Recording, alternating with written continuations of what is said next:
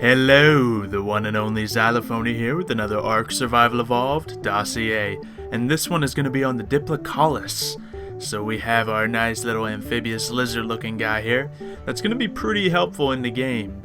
Now this isn't a really tough guy, he's going to be mostly a little guy that runs away, definitely something on the lower end of the food chain as it says in this dossier, but it has some cool features to it, but I'll let the dossier tell you about them.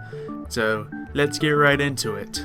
In the wild, presiding almost solely within the island swamps, Diplocaulus natatorenatrix, yes, I just said that, is a small amphibian that primarily eats minor fish.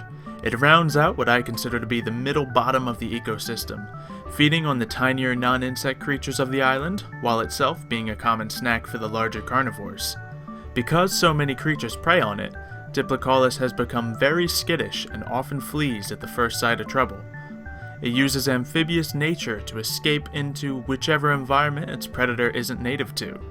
Diplocaulus' unique capability to retain vast quantities of oxygen allow it to effectively remain submerged for hours at a time, usually outlasting even other amphibious creatures that might otherwise prey on it. Ooh, so this guy is really good at getting away from battle.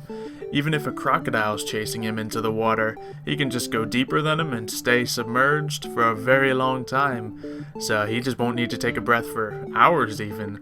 That is definitely a very good way to get away. Now obviously this guy might be a little difficult for you to catch, because if you try attacking him when you see him on land, he's going to dip into the water and swim a whole lot faster than you.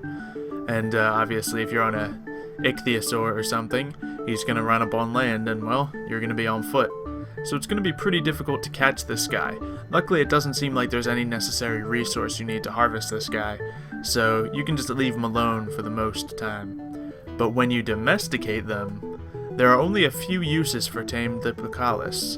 It's primarily used for the rather disgusting practice of employing Diplocaulus as an oxygen bag.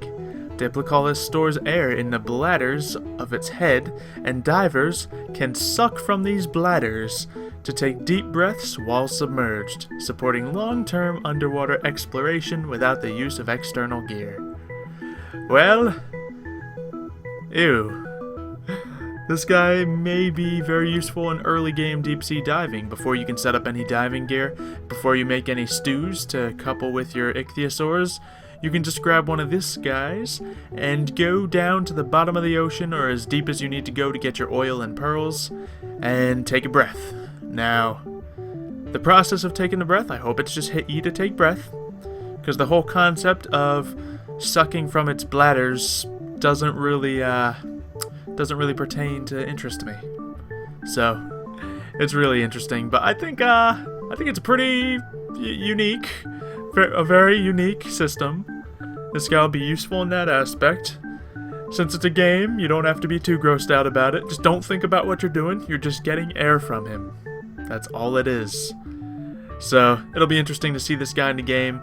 For the most part, he's just going to be something running around in the swamps. You might feed on him if you're on a fast dinosaur. Otherwise, you'll probably leave him alone for the most part. But let me know what you guys think of this guy. I don't think I'm going to tame one, guys. I don't. I really don't. But comment down below what you think. Leave a like if you've enjoyed. Thank you for watching, everyone, and I will see you next time.